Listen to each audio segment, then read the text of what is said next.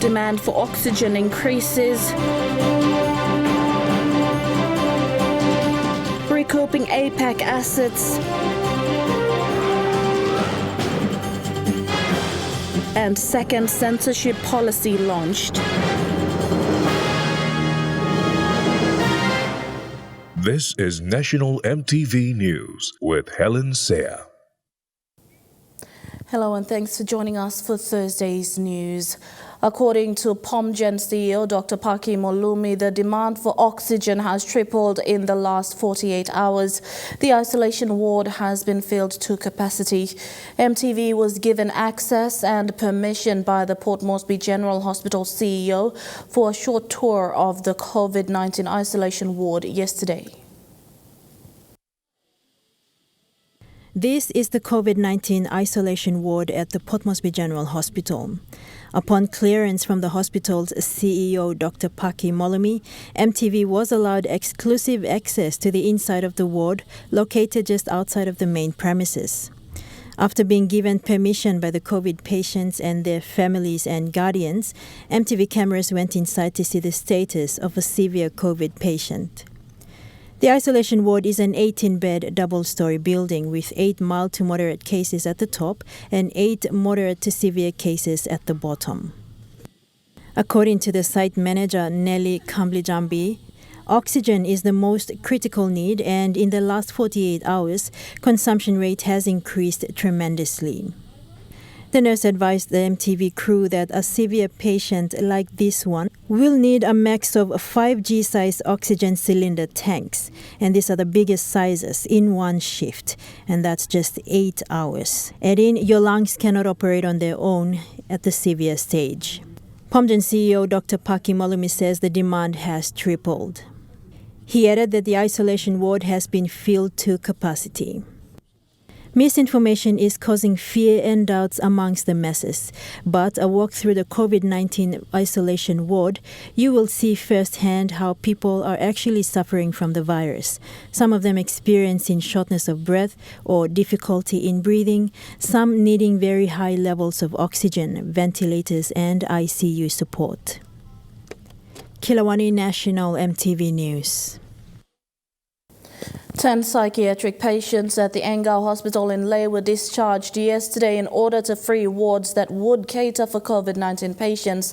This follows instructions from the Morbe Health Authority to relocate patients from the TB, psychiatric and one of the general medical wards. Nurse manager Manosa Uki said some of the patients were not ready to go home. However, they were discharged as per orders from the senior executive management. Just yesterday morning, these beds accommodated psychiatric patients at the Engau Hospital in Lae. Some of them are now empty because patients have been discharged, some of whom still need help. Nurse manager Manosa Uki said they had to discharge patients as instructed by the Provincial Health Authority to make space for COVID-19 patients. Those who are even they are not ready to go into the community. But we have discharged them because we have to make space for the arrangement that is taking place now. Discharging the psychiatric patients is the result of the management's decision to move TB patients to the medical general ward, with patients from here being moved to the psychiatric ward. This will leave the new TB ward free for COVID-19 patients to be transferred from the COVID-19 hospital at the Sir Ignatius Kilage Indoor Stadium, and the psychiatric patients will be left without a ward. Mr. Uki said the section was not consulted on this plan and they do not know what will happen to psychiatric operations moving forward. I don't know where we will move from here. Maybe we only run a clinic or where we will be stationed. It's up to the management to tell us, and we'll carry on from there. Yeah, so. Now that the patients have been discharged, staff are worried that they may not continue with their medication while they are in the communities. Lucy Kopana, National EMTV News, Lae. The recent surge in COVID-19 cases throughout the country has forced many people to get vaccinated. Many parliamentary leaders have also come forward, like the Speaker of Parliament and the staff who got the jabs yesterday. Joining hundreds more Papua New Guineans is Minister for Agriculture John Simon, who got the Johnson & Johnson's Janssen COVID-19 vaccine.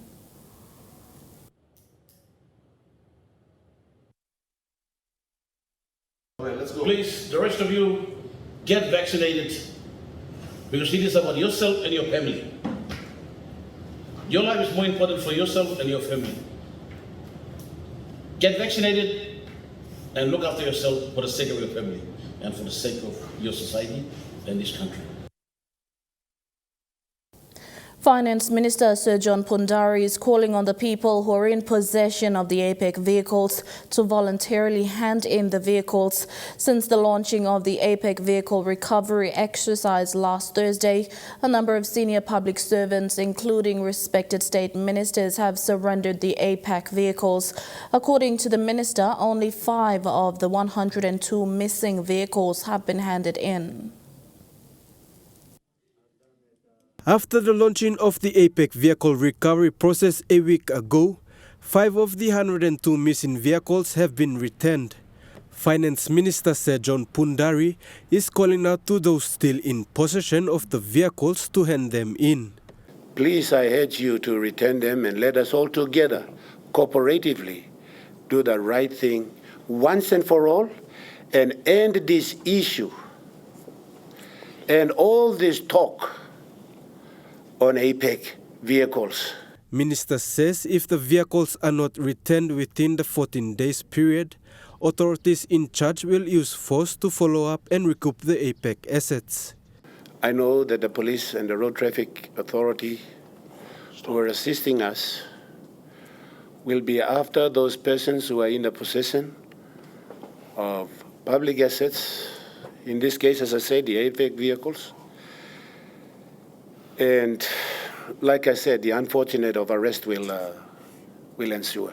Meanwhile, Secretary for Finance Dr. Ken Nangan says the vehicles which will be recovered will be taken to the International Convention Center for public disposal.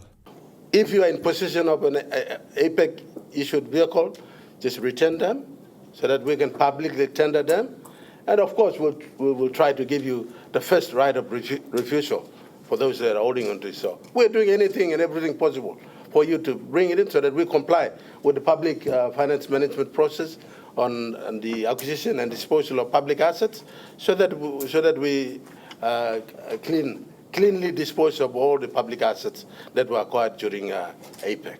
Porivai, National EMTV News. Fincorp Limited today gave relief support amounting to 10,000 kina to members of Kukipi village of Gulf Province in the nation's capital. Kukipi village has been engulfed by high tides recently affecting food crops, clean water and shelter. Villagers say this is the third and the worst hit yet. Finance Corporation Limited, or Fincorp, today donated 10,000 kina worth of relief supplies to the members of the king tide impacted village of Kukipi in Kerma district of Gulf Province. Food supplies, gardening and building materials were presented. One of our staff members is in Rotary and he became aware of it by coming down and meeting with the village elders here and he presented a very comprehensive report through to me, which gave me a great degree of comfort to be able to say we need to help somehow. And so we've donated 10,000 kina worth of food and equipment to help them recover and rebuild the village and assist them through this challenging time. Kukipi villagers were grateful for the support. This is the first time that we have seen a donation coming from the outside. We have never received anything like this. On behalf of my people, Kukipi, as a whole, I would love to take this time to thank Fincorp to take their time to hear our appeal. And here we have accepted their donation with great heartfelt from Kukipi, with tears. They have helped us today. They say this is the third king tide hit and it's the worst yet. And it's getting worse. Right now we have mosquitoes And the kids are drinking well water, which is affected by the salt. And we're having diarrhea. The kids are having diarrhea. And also our skin disease is getting big. A representative of the Gulf Provincial Health Authority, also a local, compiled a report following an assessment done on the 15th last month. Drinking water source has been a badly impact on after the king tide, and we were reporting 20 to 15 cases of diarrheal diseases, and with malaria cases of 20 to 30 reported to health centers within the near catchment areas. The whole village is now living on one water well. We are using the purifier too. It is still tasty with salt, but we're still living on that one now. From 92 households with multiple family in, that is where we are having a big problem. Other business houses also came on board to assist. We have a couple of other business houses. We have Covedo Limited. We have Amazing Port Moresby, that's Fazila, and Paradise Foods. They have also assisted in their kind donations as well, with food and water and sanitation packs. At this very point of time, we received a donation from Queensland, our children from Gulf. They donated $2,000, which was converted to 6,000 kina. And so we had that supply down, and it's already been distributed. The report should be done in Queensland anytime from now. While the government assisted in the previous high tide disasters, that is in 2005 and 2017, they are yet to step in for this heat, which is considered the worst yet. I've watched up Governor Hamilton and acting provincial administrator Emmanuel Xavier. Administrator is recovering from COVID-19. As of yesterday, I haven't received any response from either the governor or the acting provincial administrator. So hopefully they'll respond at some point in time before we travel to Kukipi either on the weekend or early next week. Gulf provincial elites are calling out for more assistance. We would like to thank everyone that has supported us. Fincorp has come good, and the big donation today is a testament of the company's corporate social responsibility. And we are very grateful to the CEO and the staff and management of Fincorp for coming good. We also appeal to all our sons and daughters of Gulf Province to come in and assist our people of Kukipi at this time of strife. Kilawani National EMTV News. You're watching National EMTV News. We'll have more stories after these messages. Stay with us.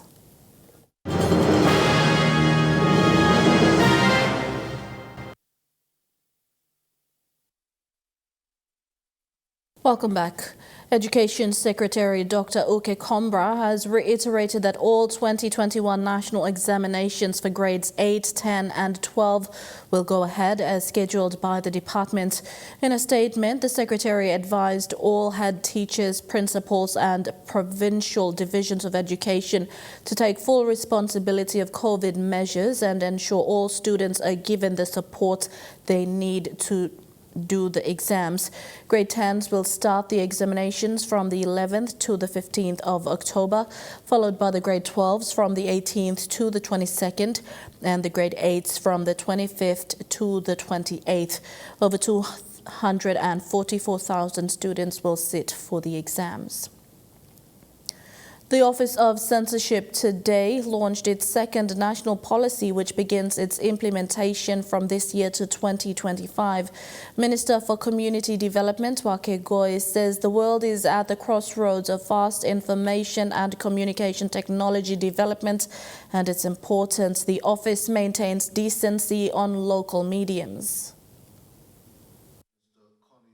The policy launch signifies the start of the Censorship Office's new task in making sure the office remains relevant to the demands of today.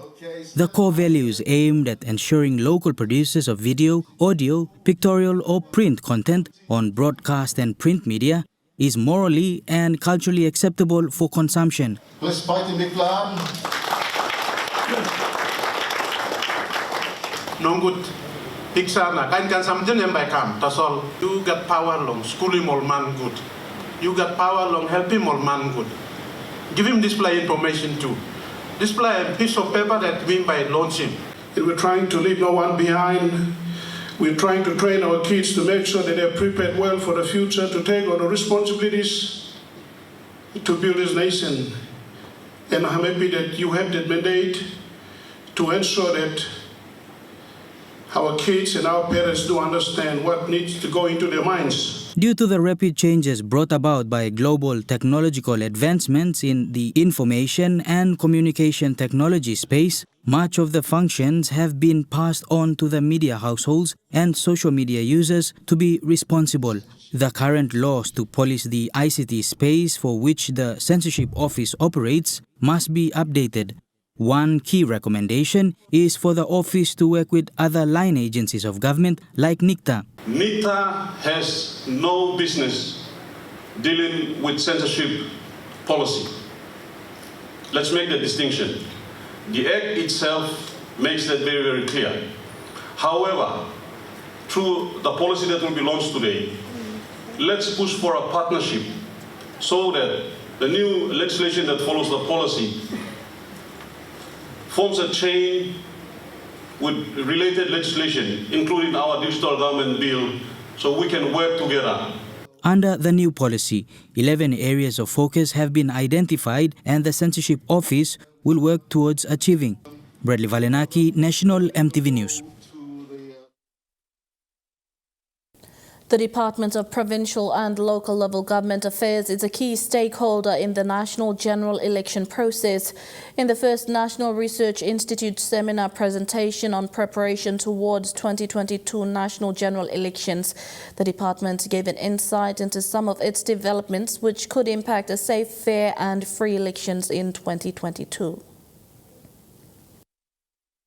The national election in 2022 is approaching, and the issue of having a fair and free election process is being discussed. Voting is every citizen's right once one becomes eligible. But having proper population data is important in ensuring all eligible voters are able to vote. The Department of Provincial and Local Level Government Affairs have some mandate over the 6,375 wards and 331 LLGs. That's where the whole demographic of Papua New Guinea is. And they may be able to help with collecting the correct population data for the country using an old colonial system, using a ward recorder book. In the colonial days, they used to call it census book or something, like where all the local government officers like kiosks went around and collect basic information in the wards. The number of people living in the ward, what sort of government services are in the ward, what sort of economic and socio-economic services or activities happening in the wards. Different government offices are mandated to collect population data, but the ward recorder system has so far been rolled out to 1,800 wards out of the 6,000 plus wards. The role of common role update is the role of Appearance Electoral Commission, and National Housing and Population Survey is the role of National Statistical Office. But we are doing this ward record book, which is a requirement of the law that manages the department to do. So we are saying that we are doing ward record book. Why not you utilize or use the data that is gathered through the ward record book to assist your work? So that's basically what we are saying. There are several villages inside each ward, and according to the Department of Provincial and Local Level Government Affairs, they collect reliable data. As and when events occur, they are doing the recording in the ward record book. So it sort of gives us the confidence that the data they are collecting is to some degree or extent reliable. The National Research Institute is hosting the preparation for the 2022 PNG National Elections Seminar to bring to light issues that affect the election process and the progress to improve the national election. I have invited key agencies that have a key role to play in the effective and efficient preparation for a successful 2022 PNG national elections. These presentations will provide much needed information for the wider public in the interest of good governance and a free and fair election. Fidelis Sukina, National EMTV News. A local security firm in Morbe has been recognized for its service through an extension contract agreement at the request of a client. The contract is for transportation services. This is Dulux's first engagement with a security firm, Lamadeb Protection Limited, for transport services. The security firm was offered a 2-year extension. Lamadeb's director, Levi Wartovo, signed the 2-year extension contract with Dulux Group's general manager Simon Barstom.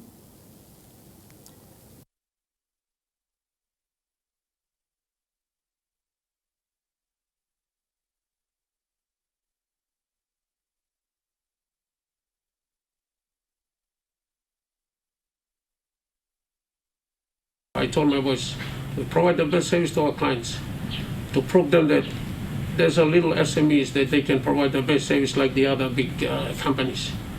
So that's my goal. So I told my boys, I said, guys, provide the best service to Dulux. Not Dulux only, but there's others too as well. But Dulux is the first of its kind. I told my management team and all my employees, I said, we were very proud to Dulux giving us an opportunity, and this is the first of its kind. We will assure Dulux that we will do our best to make sure that it is a win-win situation for both. We will go by the contractual agreement. Finding and working with good local SMEs. So Lamadeb have been working with us now for about a year, providing transport services, which has meant that we've kept the vehicles clean, we've kept the vehicles safe, which has protected our employees. So after a year of providing excellent service, we decided to expand this relationship now for another 2 years, and that's going together with a whole range of other programs that Dulux has been implementing. Transport service was something that the organization didn't took up. We had transport allowance that were given to employees, but now for the first time, after 50 years, we have looked at a better way of helping our employees in terms of saving two purposes. One is to ensure that they come to work safe and go back home safe to meet their dear families at home. The second reason is to ensure that employees are coming to work on time and finishing on time, because we have an issue with punctuality to work, so we are trying to address this holistically. And now looking at the NASFund market report, the Kina closed unchanged at $0.2850 in the interbank market.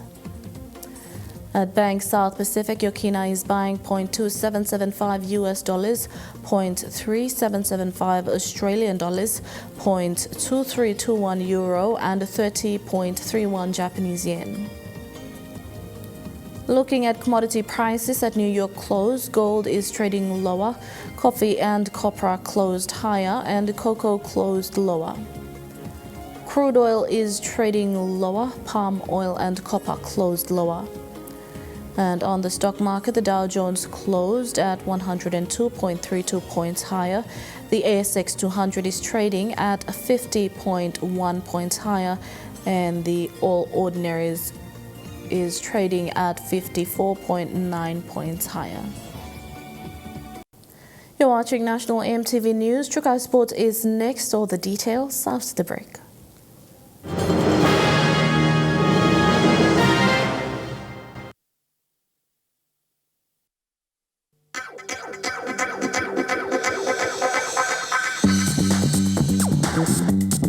Trukai Sports.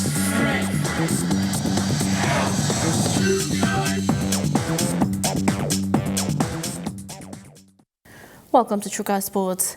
Given the latest measures issued by the National Pandemic Controller's Office, the PNG Rugby Football League has rescheduled the telecom-affiliated league's Confederate Trials and the All-Stars Challenge. The deferral of both competitions is in line with the issue last week, restricting gatherings to no more than 20 persons. They come out to the left. The Telecom affiliated league's Confederate Trials have been deferred by a month. PNG Rugby Football League CEO Stanley Hondina, in a statement, said the deferral was in line with the directives issued last week by the pandemic controller, restricting gatherings to no more than 20 persons. So Tente throws it out at long. The trials were originally scheduled to begin in Kokopo on Thursday, October 7th, followed by matches in Port Moresby, Minge and Lae, taking place on Saturday, October 9th. As a result of the deferral, the 2021 Telecom National Confederate Championships for the under-20 and senior teams, slated for the weekend, October 15th to the 17th in Lae, have been rescheduled. Going across the ground, what a try! The Telecom National Confederate Championships and the All-Stars Challenge will be postponed and reviewed after the month.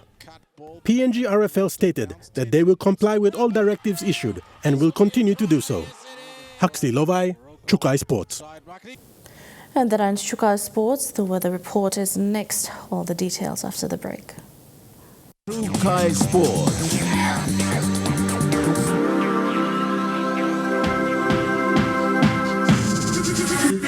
Chukai Sports.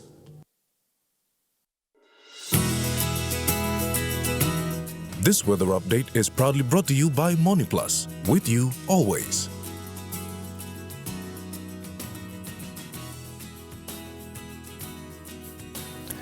A look at the weather forecast for tonight and tomorrow in the southern region. Mostly fine, though partly cloudy at times in Port Moresby. Cloudy with some showers in Daru and Alotau. Cloudy with a few showers and possible thunderstorms in Kerema. And cloudy periods with patchy rain in Popondetta. In the Mamasa region, becoming cloudy with some showers possible in Lae, Medang and Wewak, and partly cloudy with a few showers and possible thunderstorms in Vanimo. In the New Guinea Islands region, partly cloudy with chances of a shower or two in Lorengau, Kimbe and Buka, and mostly fine, though partly cloudy in Kavieng, Kokopo and Rabaul. And in the Highlands region, cloudy periods with some rain showers, then morning fog right across the region in Mount Hagen, Goroka, Kondiawa, Mendi and Wabeg.